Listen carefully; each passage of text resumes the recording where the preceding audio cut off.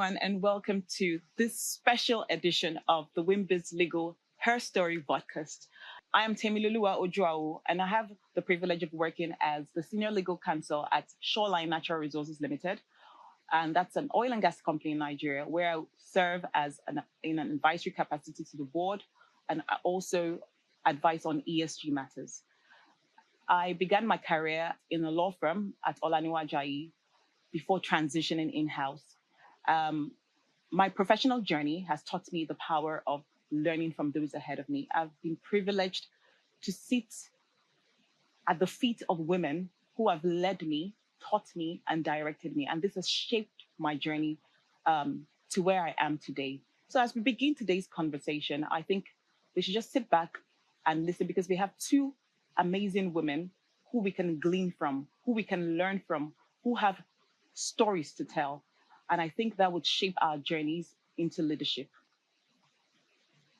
I think at this juncture, it's important to pause for a moment and reflect on the organization that has made this conversation possible, and understand why we're doing what we're doing and why it truly matters. Every time women sit together to share their stories, there's usually a powerful movement behind it. And today, that movement is Wimbiz.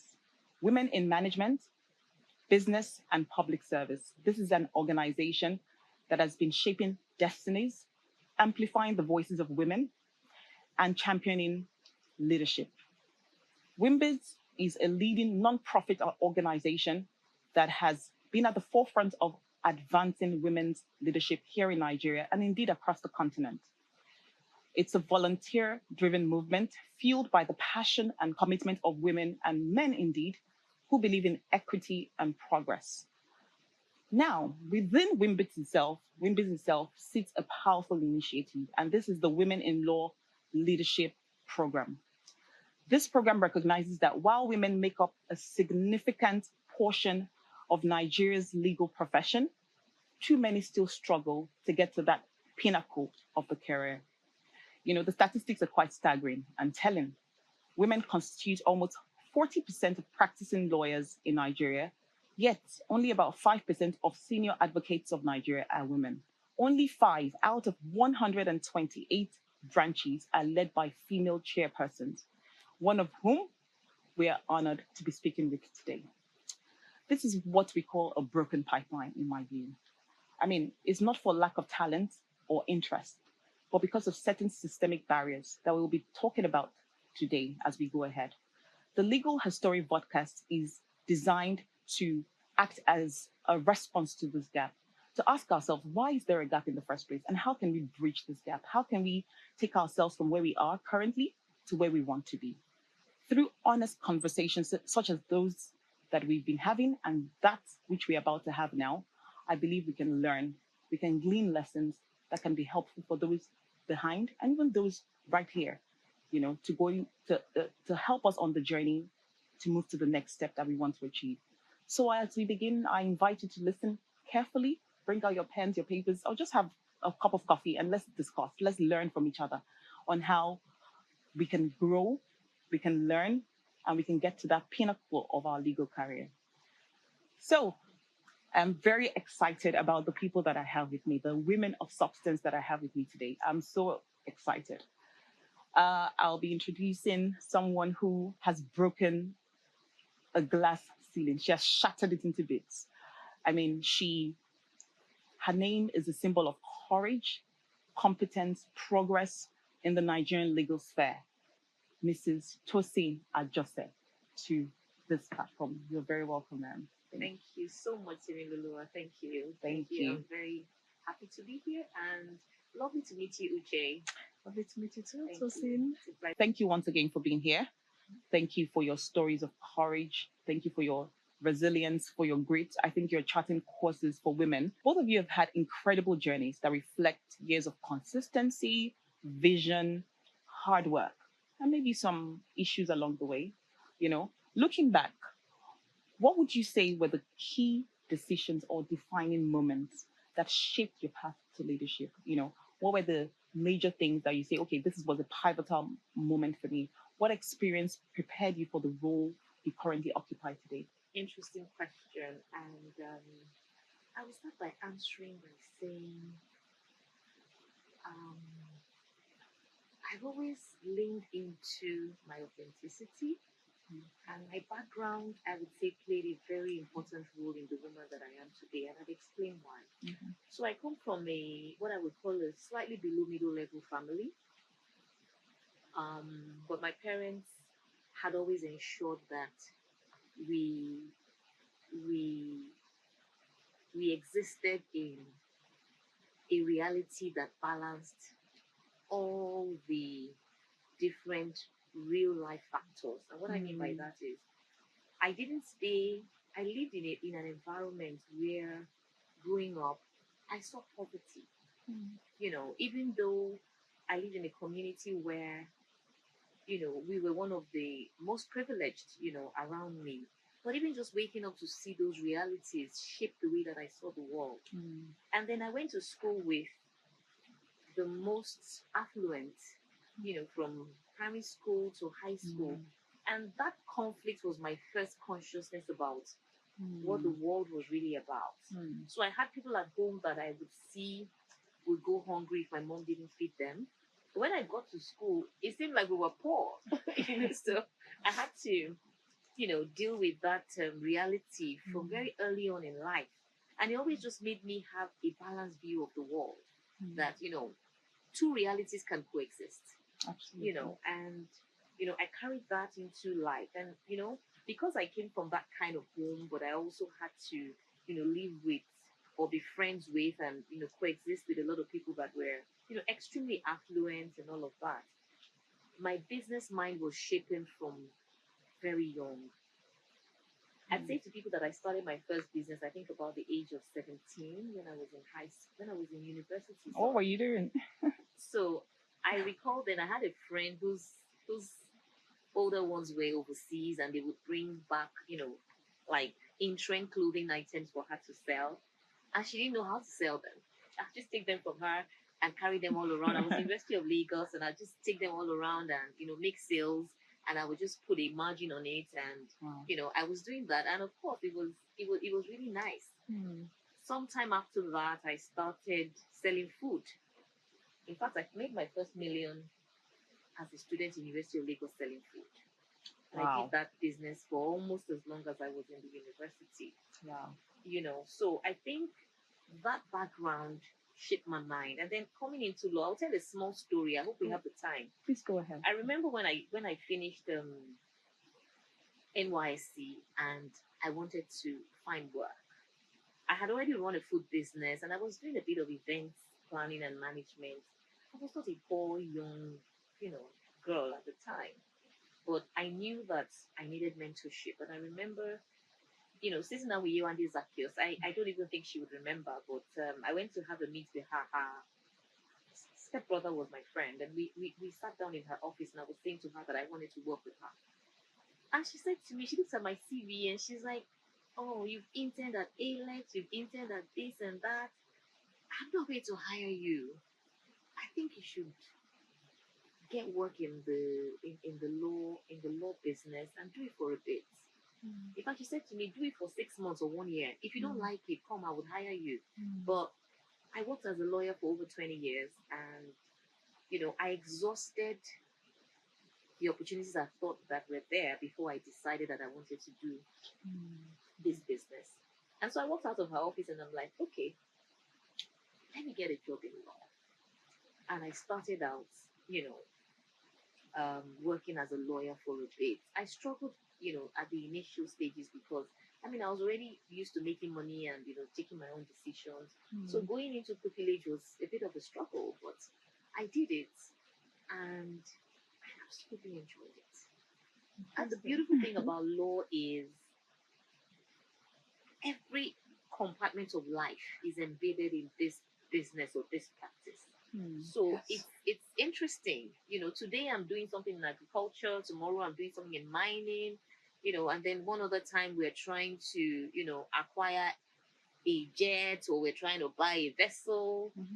I just found it to be interesting because I'm doing all sorts of things every day. I don't know whether there are any other careers that give you that kind of opportunity. Right. Yeah. But I think, those were some of the things that shaped me. And of course, I can go into some of the early lessons that I learned as a lawyer.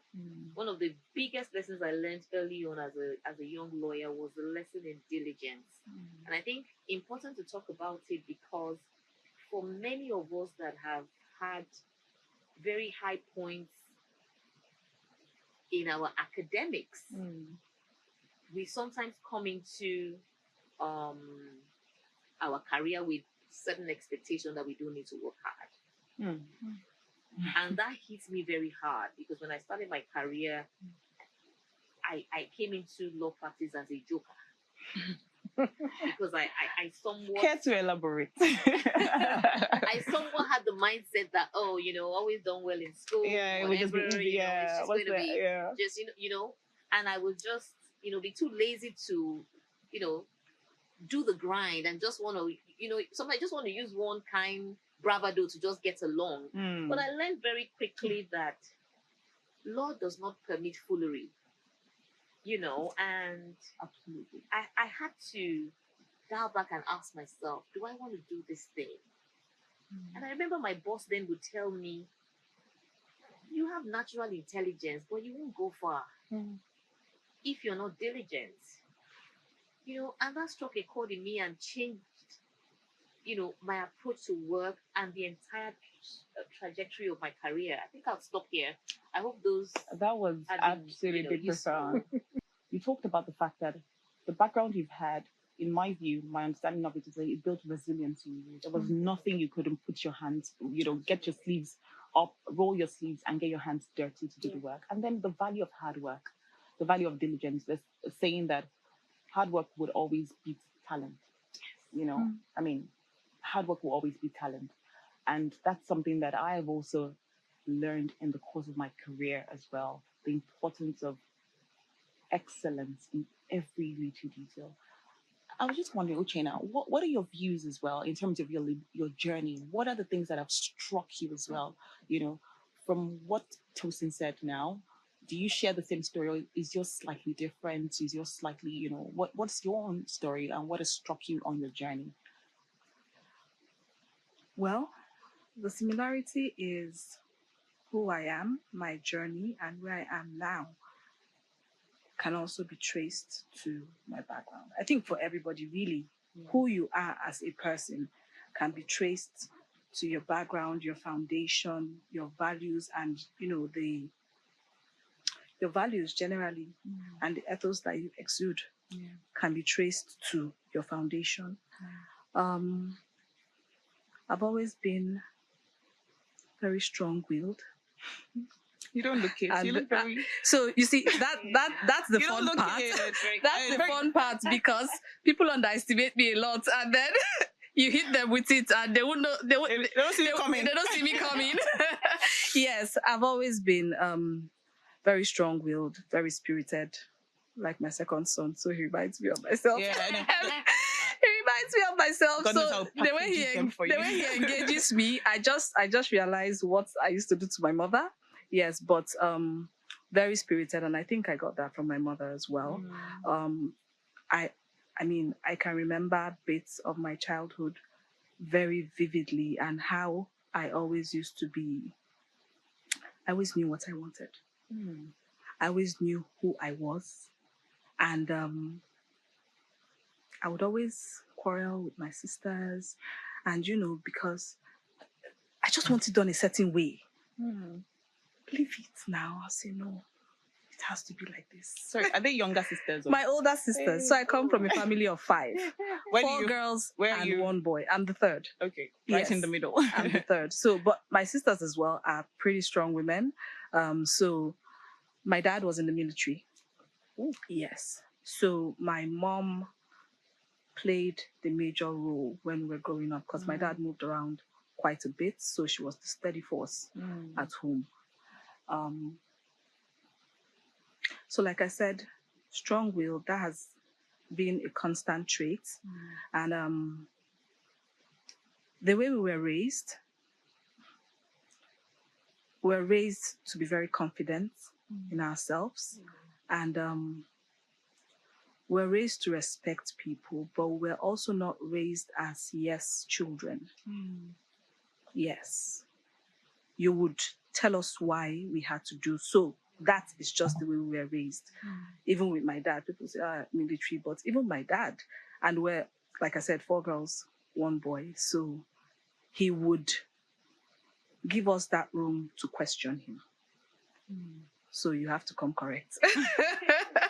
Yes, so that was a constant trait.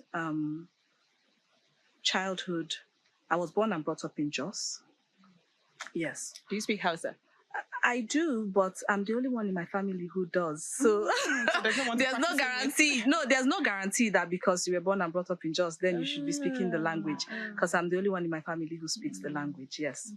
I would say upper middle class, comfortable. I grew up in the barracks.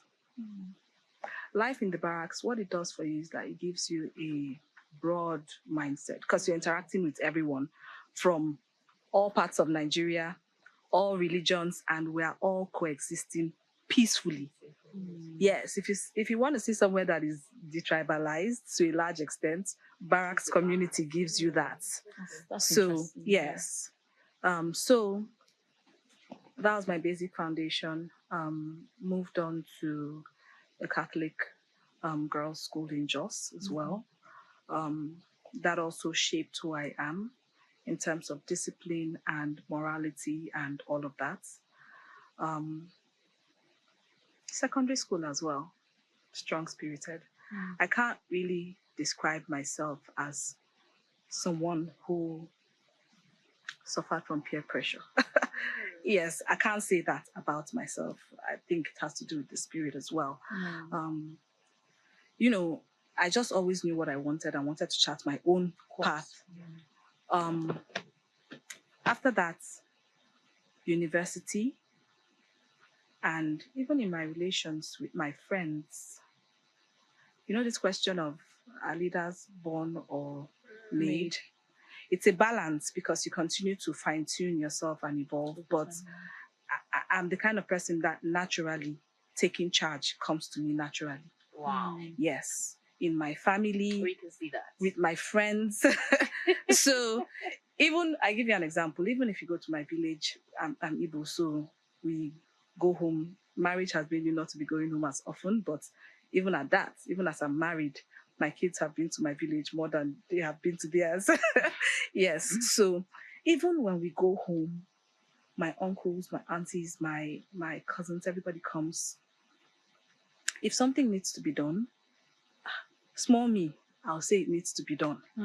And if it's not being done the right way, I can lose it. And you know. So that has always been me. And I speak up. Yeah, I think that's very interesting. And do you think that has been part of your journey? I mean, in a male-dominated environment, if you've ever found yourself in the workplace where a woman has to do much more to get ahead, do you think that spirit has impacted your journey in any way? And even in you being the first female chairman of the Lagos MBA, I'm sorry, I can't stop talking about that. Do you think this is part of what has led you to where you are? It definitely has. It definitely has. But again, because I've always been self-aware, as I've grown, I've developed a lot of emotional intelligence and try to figure out how to balance it. Modify. I'm naturally bossy, so I have to tone it down. I've learned that. Yesterday, I was having a conversation with my friend, and she said, I don't work for you. Tone it down. Tone it down. You know? So I've had to evolve to accommodate people around me and just to be a better person generally.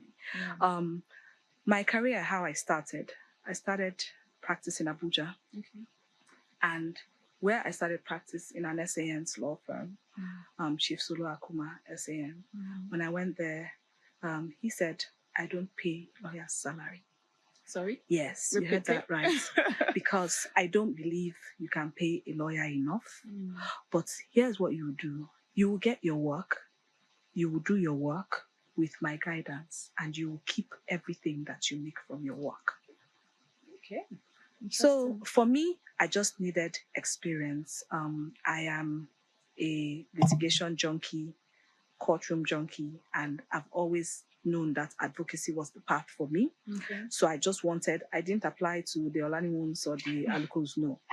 I looked for core litigation firms. Like I said, I know what I want, and I told that path. That's just who I am. So that was fine by me because I just wanted the experience. And it turned out, I think, to be one of the best decisions. Because what I did straight out of law school, I told all my friends and my family, I don't earn a salary. So 2 things, you're going to be dashing me money or you're going to give me work. I like it. Yes. I love it. And they started giving me work. And as a baby lawyer, they are debriefing senior lawyers to give you work. You have to do that work well. So that made me strong, independent from the get-go. Entrepreneurial spirit, looking for work yourself, ensuring you're taking responsibility for that work. So the responsibility was inculcated in me very early on. Wow, nice. Yes. Even when I was moving to Lagos, I tried to find a law firm that would give me that kind of arrangement. Independence. Exactly, because I kind of like what you experienced, that you could just start going back to pupillage after. So after being used to working under those circumstances, I couldn't think of myself clocking 9 to 5. It wouldn't have worked, especially when I'm starting a family. So I found a small firm that gave me some sort of flexibility, not as flexible as the other one, but it worked out. But I kind of had like an adjustment shock, if I'll put it that way, because I was coming from a very fast-paced litigation environment, 3 to 4 times in court every week, and I came to maybe 6 times a month. So I struggled to adjust, but I did learn a whole lot from that firm. And after I had my first child, I just thought I'll just focus on my clients and focus on my practice. And I started solo practice. I focused on the solo practice, which I had started in Abuja. That. Yes. Did that for a couple of years. And at WIMBI's conference of 2023, my partner I had met beginning of 2023, and we became close acquaintances. So fast forward to November at WIMBI's conference 2023, we met there again, and there was a session on partnerships. And she stood up to make an intervention at that session, and Holy Spirit clicked in my mind.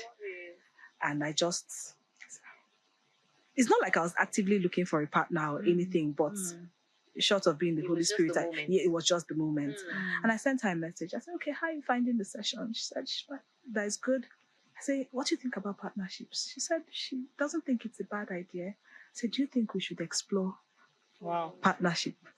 And she said, let's talk about it. And after that session, that was the last day, we did the party, and then we stayed in the car park talking for a while, and we just knew that, we were a match. Yes, indeed.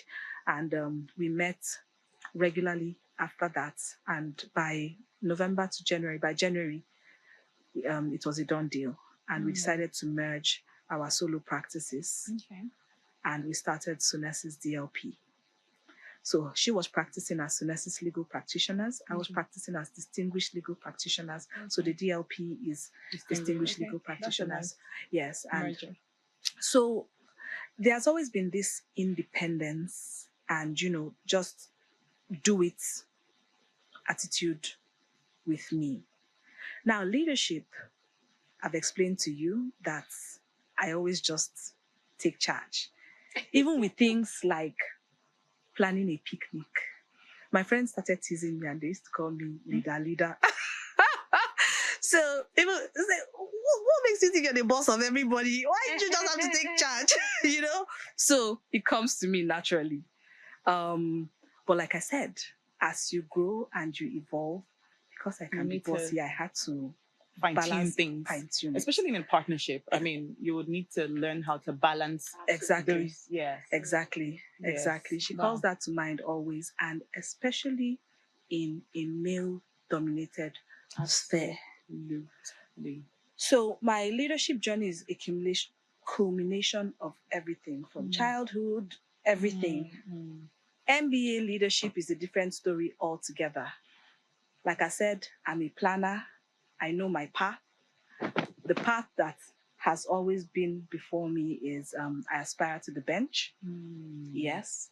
But again, in my way of always saying this is what I want, I knew that I wanted and want to go to the bench from the bar. I knew I was not going to be a magistrate, a registrar.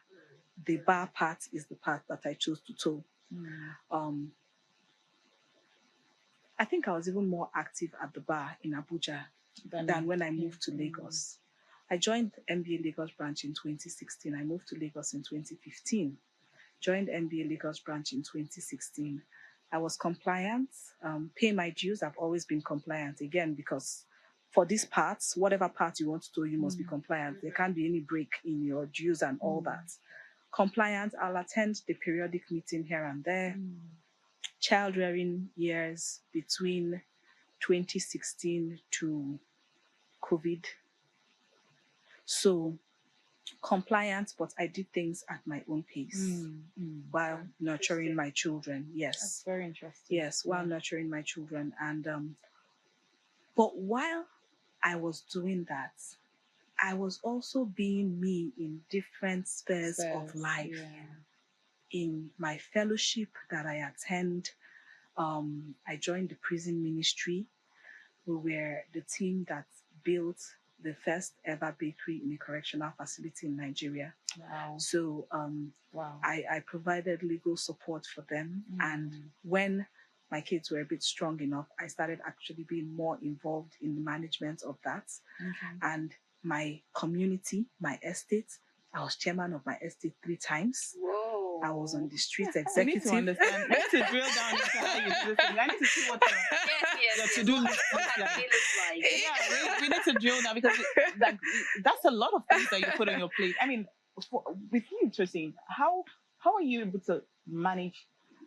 I want us to go into that part of this conversation as a woman, you know, managing leadership. I mean, at some point in one's career, we find that there's this lady that I've become like an adherent of, or like, I just really love her. Her name is Indira Nui.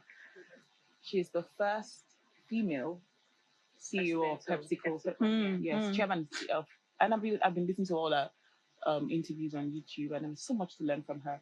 I mean, and at some point she just said, see, there's nothing like work-life balance. There's nothing like, it doesn't exist. Don't deceive yourself. We're trying to survive. We're trying to stay alive at every point in time. And just thank God that she said she married somebody who was understanding. And if not, because she's not better than the other person whose marriage has crumbled, or, you know, and she's so authentic and so honest around it.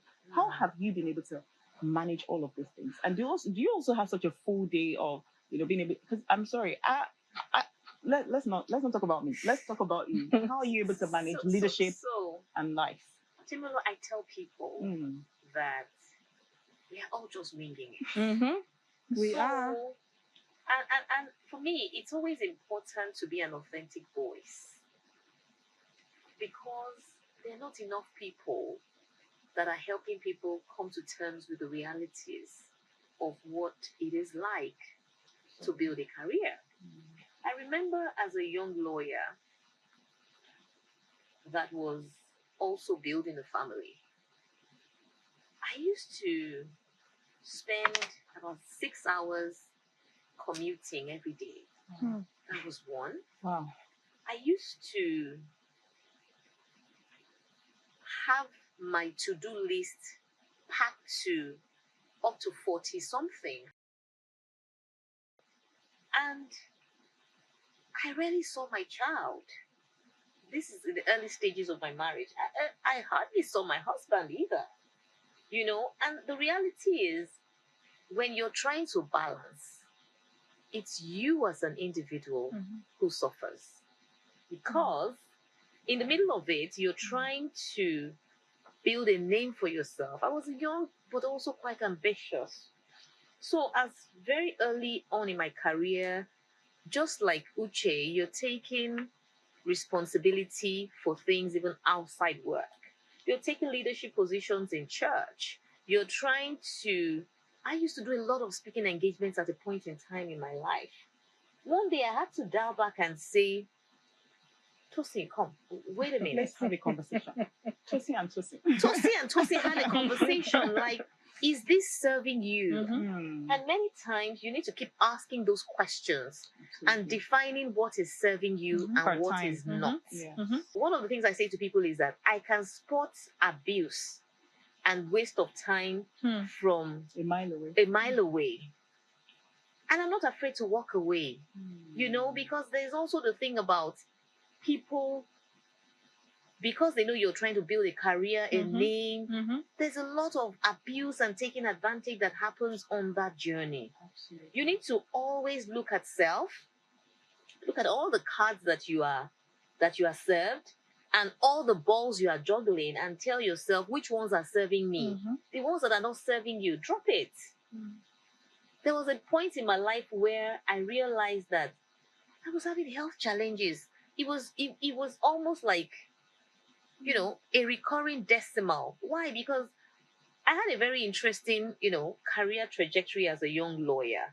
And I'm very grateful for that, because I also worked in a mid-size transactional law firm. Okay.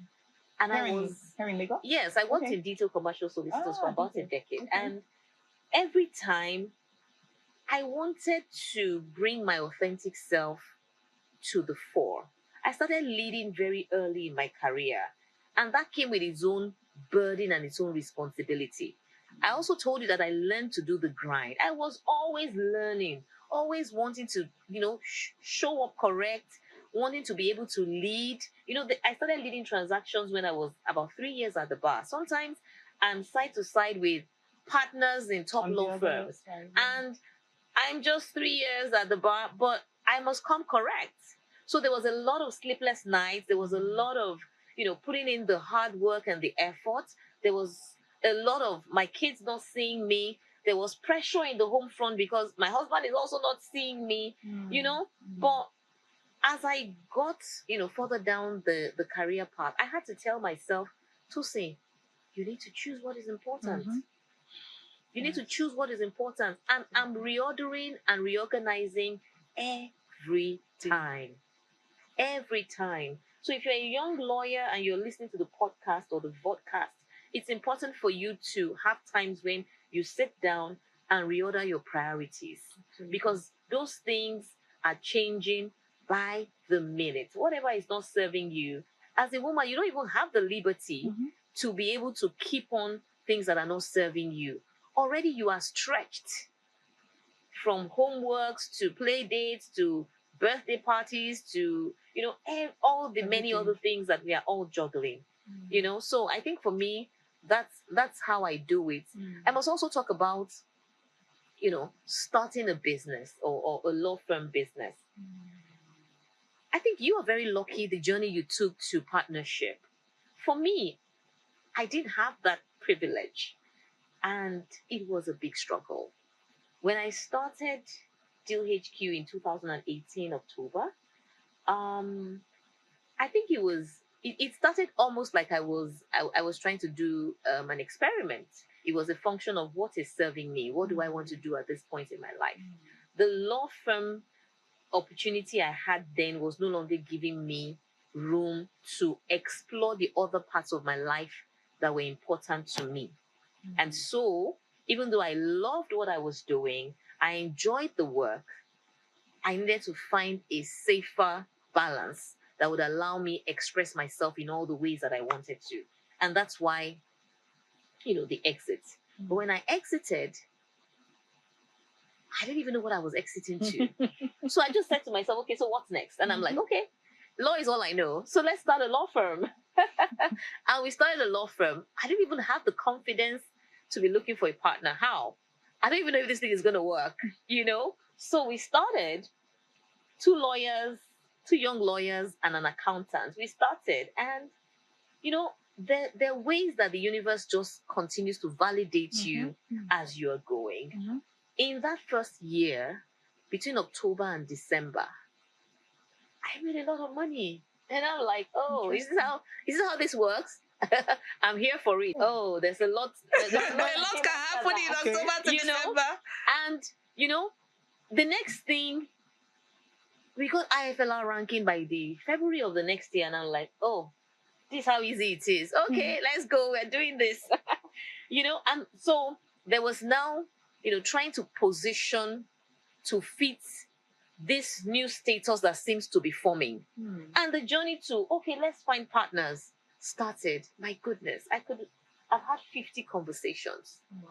But of course, you know, we're in the transactional space. So you need people that can actually do the transactions. So we're talking to, what a joke, talking to associates from, you know, the regular suspect law firms. And I start in maybe 50 conversations. And everyone is like, oh, okay, I'm going to expect an SUV, a joining fee, Ikoyi Club membership. I didn't even have those things for myself.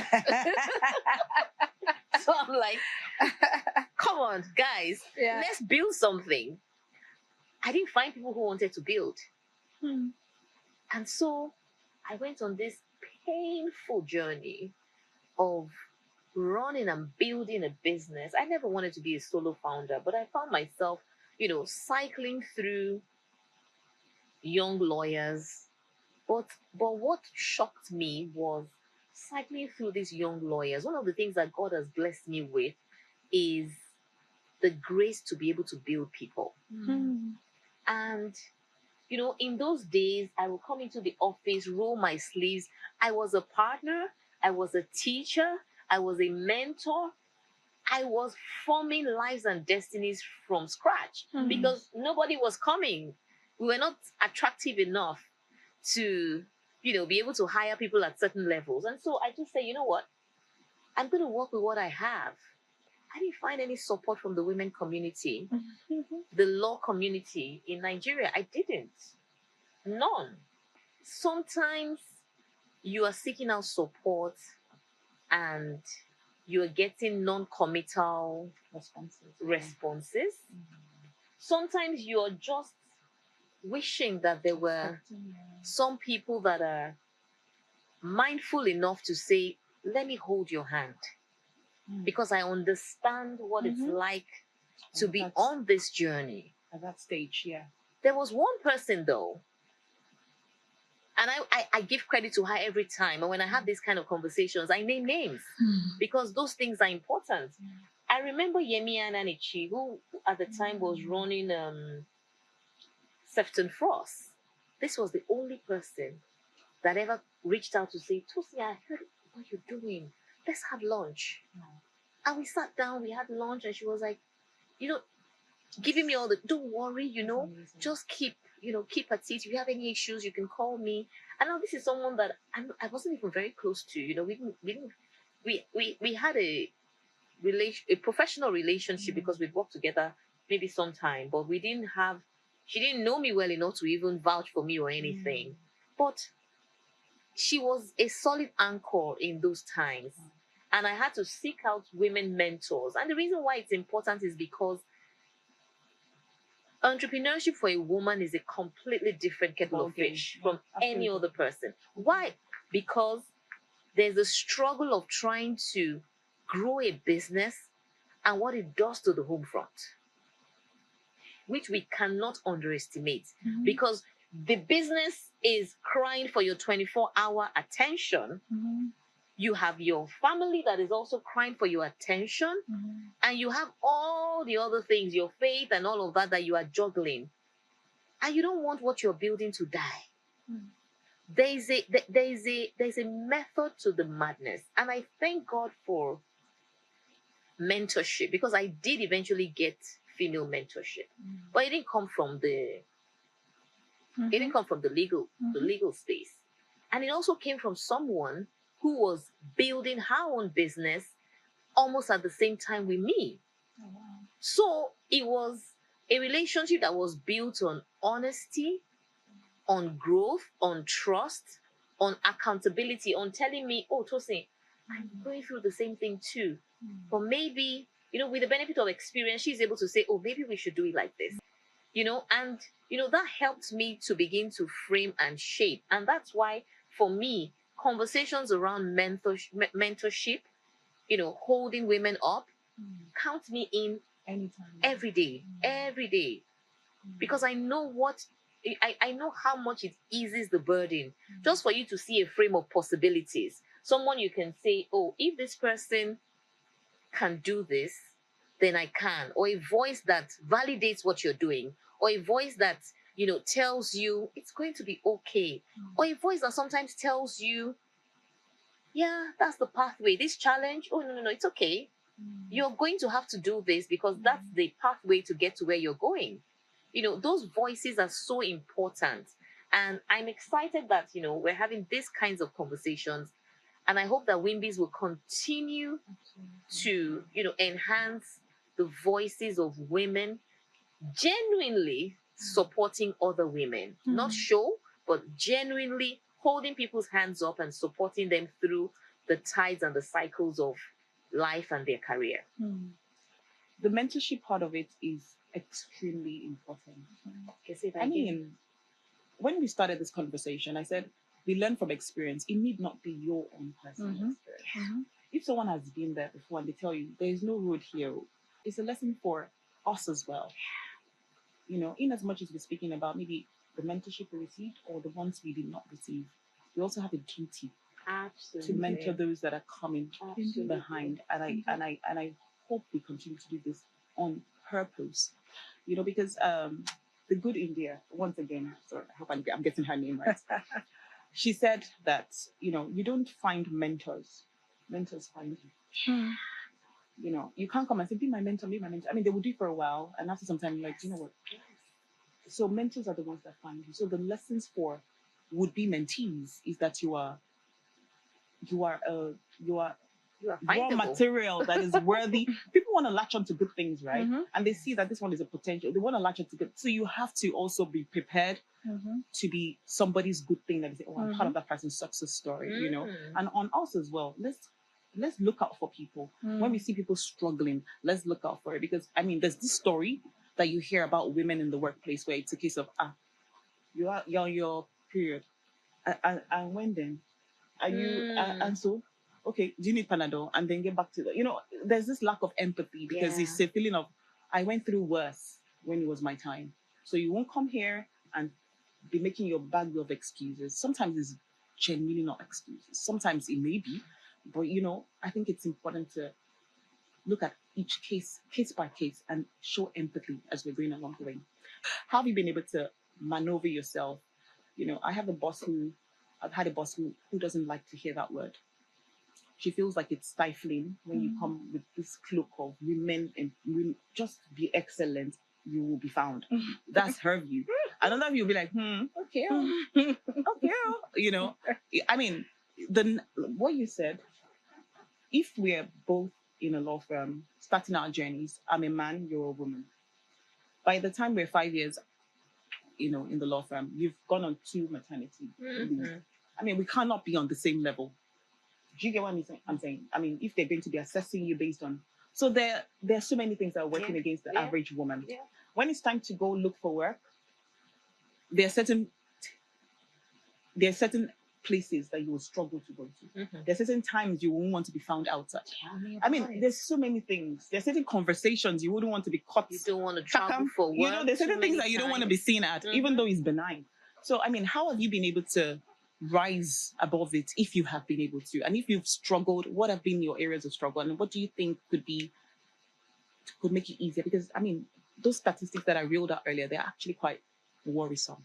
4% of senior advocates. I mean, those are worrisome statistics. What are your views on how we can make things better? Before elections, we go on the campaign trail or consultation, as we like to call it, because campaigns don't officially open until 2 weeks before the election, even though we've been campaigning for 2 years prior.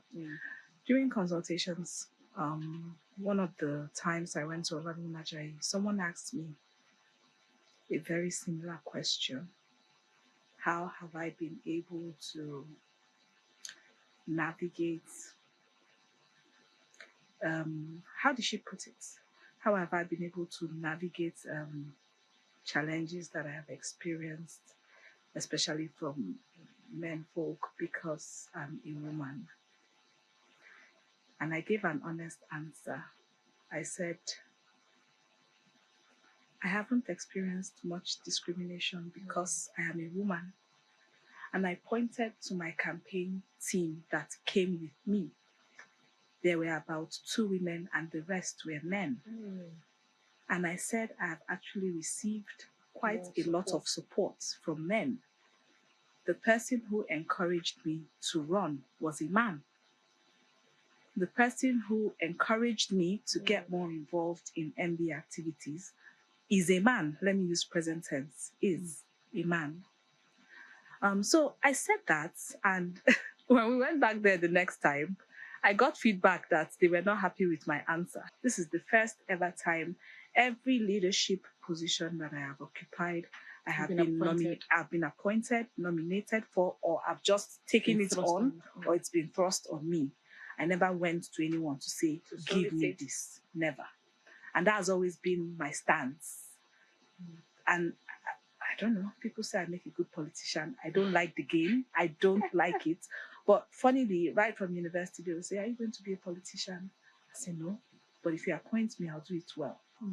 Now, I said, I'm an evolving politician. I need your honest feedback. Why did you guys not like my answer? And she said it sounded insensitive. That the fact that it made it seem as if I was disregarding the struggles that everyone else was going through. I said, but the problem is really from the way you put your question, because you asked me about my own personal experience. And maybe I didn't encounter it as much because of my own journey. Maybe if I had worked in a conventional law firm, I may have experienced it, but my path was a bit different. So I said, okay. She said, I show more empathy and all of that. So I acknowledge that women go through that. But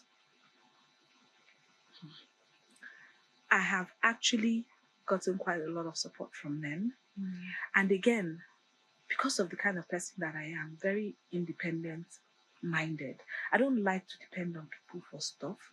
In fact, if you ask me about mentorship or where I've picked tips from, it's more from a distance than one-on-one. Yeah. I learn a lot. I observe, whether like you're watching this woman now, I've learned quite a bit from her as well. And so many other women that I can, talk about. So I learn more from a distance, but men have been very instrumental and pivotal in helping me along my journey. Even the first law firm that I worked, for a long time, I was the only female there. So in uni, most of my friends were guys. I don't know what it is. And then I have a very supportive husband who does not want to hear you cannot do it. Even times when I feel like, this one is stressing me, you say, nah, them. Women, you want to be giving excuse. So, he's actually very supportive. So that has helped. Some of those, it doesn't mean that I've still not struggled with the balance. But like she said, is it serving you? And there was something very pivotal that a friend of mine told me, I think last year, 2 years ago. Again, a guy. And I was juggling all this campaign, all this. People ask me, how are you doing? Even though it's not showing on your face, but how are you coping? I said, I don't know. The guy said, look, do you know what?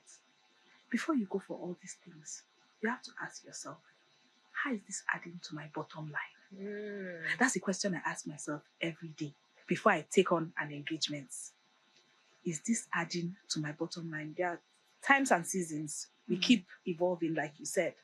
But for this particular season that I'm in, the goals that I have lined up, is this adding to my bottom line at the moment. So the challenges as a woman, or how have I been navigating? I think the conscious efforts that I made in the earlier years to try to start working on myself and be less bossy is paying off. So whether you like it or not, those biases are there. If you like the chairman of MD, if you like the president of Nigeria, you're a woman.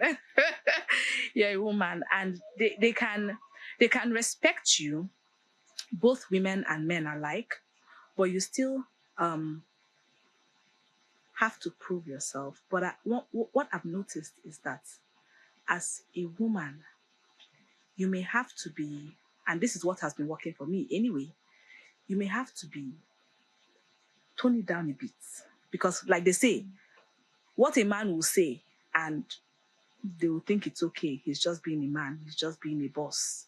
A woman, they'll say you're aggressive, you're this and you're that. Read the room, tone it down a bit. And one thing that I've noticed with us women is that women have, similar to what you've said, women have kind of like a higher standard that they want you to meet up to. And I wasn't the only woman that ran for this office. Women want to feel you, they want to relate with you. They don't want you to come and boss them around, especially when you're a woman. And that was it. This part will not get into it though. It will not make the final cut, but that was the feedback. The other woman, they say, she wants to boss us around, she wants to, but time out. And we even started. So tone it down. You just have to be a bit more diplomatic as a woman, if I'll put it that way. A bit more diplomatic, and that's how I've been able to navigate. I acknowledge the fact that men are men. I'm not a man, I'm a woman. I'm happy being a woman, and I do what I do with excellence, but I'm also conscious of those of the biases. I'm conscious of our own genetic makeup, and they can't help, men can't help themselves if they expect, a certain kind of mindset or posture from a woman. So just be a bit more diplomatic. So that's diplomacy has really helped me. And emotional intelligence, even though I'm still learning, we are all just winging it. But diplomacy and emotional intelligence helps a great deal as a woman navigating a male-dominated space. What advice would you give? What wisdom would you give, on their growth journey? What nuggets would you share? Thank you. You need to know your North Star. And for me, your North Star is, who am I? And why am I here? The day you are able to answer those questions, the other things would be easier to navigate. And then apart from the North Star, the other thing I also know is that certain things in life are our anchors. For me, one of my anchors is my faith. Another anchor are your values.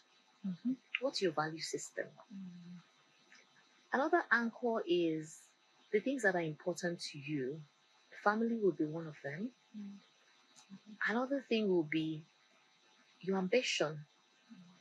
Who are you trying to become? If you're able to dimension some of these things, then it'll be easier to go through life. And I think that they are the gender conversations, right? They are nuanced and we cannot, overlook them. But I think for me, I've also learned that many times we're talking about the challenges, but there are also some benefits of being a woman. And we need to lean into those benefits. Absolutely. One of the things that comes easy to us as women is that we are born to be nurturing. There's a value in that alone. There's commerce in that alone. The fact that we are nurturers. There is a way that I can serve my clients because I'm a nurturer. That just keep coming back. Yeah, that perhaps a man may not be able to, because they may not pick on certain things. Keen to certain things. We are very risk, oriented. We can sniff out problems and trouble from a mile. What are you doing with that? What are we doing with our genetic makeup? Mm-hmm. Are we leaning into the values and the benefit of being a woman? So let's start there first. Then when we're now talking about the challenges, and they are enormous, I know, because a lot of times the odds are perhaps, not always decked in our favor. Sometimes what I do is, again, I grew up in a family where in my home there were no gender lenses. Mm-hmm. My dad did not have girl children. He just had children. There was nothing that a boy child ought to do that I didn't learn to do, particularly because I was from a girl family, right? I would have to learn to change the bulbs. I would have to learn to wash my dad's car. I used to iron my dad's agbada as a young girl. Those things were extremely helpful to me. So just like Uche said, when I came into my own as a young adult, I was not conscious of my gender. I was just somebody that was on this path trying to succeed. But life and environment continues to reinforce those things. I mean, they are there, but sometimes you need to also look beyond. But when you are enforcing those things, my question will then be, how do we navigate? The easiest way to navigate is to lean into what is working for you. And then the other thing I would also say is, on this path and this journey, please don't try to do life alone. When you need help, it's okay.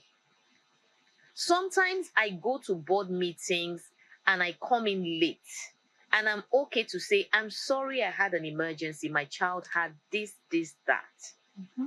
It's fine for me because I've settled in my mind that this is my reality. I am authentically carrying all the things that I am carrying without any apology. Sometimes I sit in meetings and I'm trying to get my voice heard. And some of us know that sometimes nobody is just listening to you. I'm going to do what it takes to be heard. Such as raise my voice, such as stand, such as holding down the meeting and saying, excuse me, I'm trying to say something, and this meeting cannot close until I've had my say. Call it aggression, call it whatever. I'm just leaning into my femininity, But the other final thing that I would say is, as women, let's be kind to each other. Sometimes we are our own, and I know that these things sound so almost like everyone says it, but let's be kind to each other. And one other thing I would like to see a lot is authentic women communities where people actually genuinely care for each other and want to support each other. We're not doing it for the show. We're not doing it for the cameras. We're just doing it because truly and sincerely, you don't want to be in the room alone. And it's painful to be in the room alone. Many places where I go, I am the only voice that is feminine there. And it's painful because it makes it harder for you to reinforce yourself. So whatever we can do to ensure that that door opens for somebody else, let's do it. Let's be authentic. Let's be sincere about helping the next woman. In addition to the things you've shared, what are some of the quick nuggets that you can share for the young woman lawyer, especially, who is navigating this terrain? What words of advice would you give? I'd say realize that there are times and seasons in life. Make peace with that. The people you look up to, your mentors, they went through these seasons as well. You're seeing them in another season of their lives. A lot can happen in the space of 1 year. A lot can happen in 2 years. Whatever your reality is, accept it. If it's the reality that you're not particularly, or you don't see being there for the long term, invest in yourself while you're in that particular season. As women, we juggle a lot. We've already established that. And I don't know why anyone would, you just have to manage everything well. I will tell you, there's no such thing as a superwoman. Let me reiterate what everybody has said. Get help. Understand your own reality, your own domestic situation. What is obtainable with somebody may not be obtainable with you. I can cook in bulk. My husband can like to order food. It may not be another person's story. Another person's husband may want fresh food every day.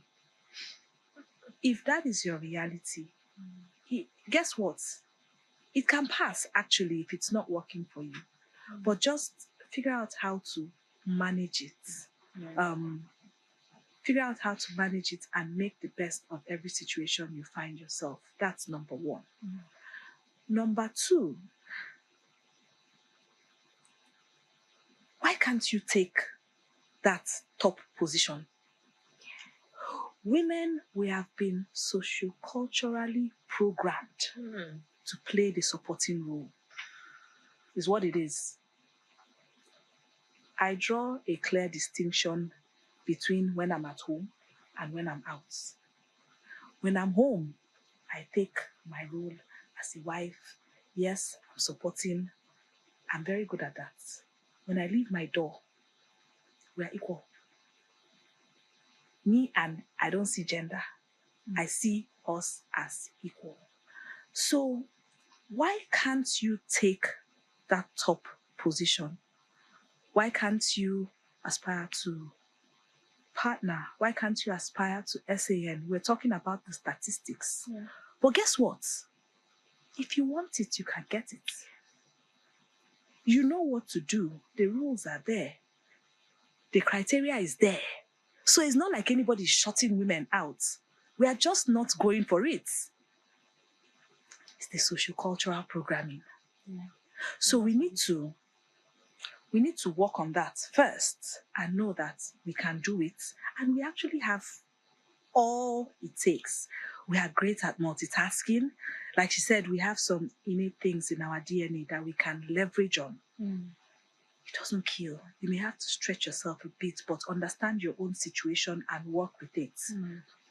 You can do it. Most of us, we don't. If I wasn't encouraged, I won't be chairman today. Yes, I'll say that. It doesn't, but I have been a natural leader forever. I know I can do it, but it's the programming. So please be conscious and intentional about breaking out of the box and knowing that you can juggle. Technology has made things a lot easier for our generation. Part of the reason why women in previous generations could not manage as much is, how would you leave your children? All those meetings that you have on your devices at night, can you be doing it in real, assuming you had to be out of your home every time? When I started telling people that I'm running for chairman, they will look at me as if I'm mad. They say, why not secretary? Why not vice chair? I say, because I'm running for chairman and I can do it. Why not? Exactly, why not? Why not? So even my own campaign team, they caught up with the vision in the course of the thing. They got it, but you know, they caught up with it. And when you keep on affirming it to yourself, and again, like you said, who Who are you? What's your North Star? What can you do? Mm. Know to thyself be true. This is something that comes to me naturally. So, because I'm a woman, times and season, again, who knows? If this happened 10 years ago, the bar may not have been ready for me. Absolutely. So, opportunity meets preparedness. Exactly. Be self-aware and be bold. Dare to take it. Why not? If you know you can, why not? Yes. Why not is the theme of this conversation. Yes. I think that's It's true. why not? Why not? And absolutely, why not? Why not? I'm so inspired by that, and reminds me so much of two important men in my life, my dad and my husband. I mean, I'm the only girl. Oh. My dad doesn't believe in, like you said, gender. No, I mean, like, number one, I bear his name. You know the way they say junior. So I bear his name. Temiloluwa. Yeah, no. So my name, Adedoyin. That's Okay, my dad's name. I see. Okay. You know, I mean, there's not like gender. He doesn't believe in it. He thrusts me into any opportunity available, sends things to me. We can do this. I believe in some of the things he sends to me. I'm like, Dad, you know, I'm somebody's wife. I don't understand these things you're sending to me. And the same thing with my husband. He's blind to all those things. I mean, and I think it's important to, I don't know. I've not given up on our generation of people. I don't know if we're in the same, but I've not given up on our generation, but I think we have work to do with the younger people to let them know that they can do it. You know, I think I felt charged listening to you. Absolutely. I have a friend who is in HR, and she said something that broke my heart. She received CVs, and the women, they would apply, they would say they're not qualified for something because 1 year was missing in the experience. Then the male counterpart will be, maybe they said they want 15 years. He will come with his 8 years experience and say he wants to be MD. How about that? And the woman with her 14 and a half, she's going to be 15 in a bit. She'll say she's not qualified. I mean, we need to learn that we can do it. Why not? Why not? There are not enough people there. Is it because they were stopped or because they did not bother, because they believed that, you know, we were tiny in the faces of people that looked at us? Like, is that the report you're telling yourself? We're like ants, you know, and they were like giants. I think that's something we should tell ourselves as well. This has been absolutely enlightening. This has been absolutely wonderful. Thank you so very much, Uche and Tosin. Thank you so much. I feel like I've grown just listening to everything you've said. It's a lot to learn, to glean from this, and it's been an incredible journey listening to your story, listening to your challenges, and how you've been able to navigate, and how you're still navigating even till this very time. I like the authenticity in realizing that nobody knows everything. No, we're all just figuring it out along the way. So I hope you guys have learned something. I hope you're learning things. I hope you're going to apply it. And I hope you're going to also hold the hands of people coming behind you. It's imperative that we do this, even as we're hoping that someone is holding our own hands as well. This is what this platform is all about.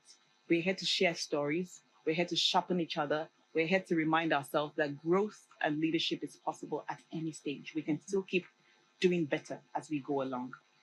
So I encourage you to please share this episode. Share with your friends, share with your community, and watch out for the next episode. Just to remind you once again, this is the Legal History Podcast. My name is Temiloluwa Ojuawo, and it's been absolutely wonderful anchoring this. I hope you would follow us on our social media handles. Please follow Uche, follow Tosin, follow myself, Temiloluwa, and of course, follow Wimbiz on our social media handles. We'll be happy to engage with you. Do take care. Bye-bye.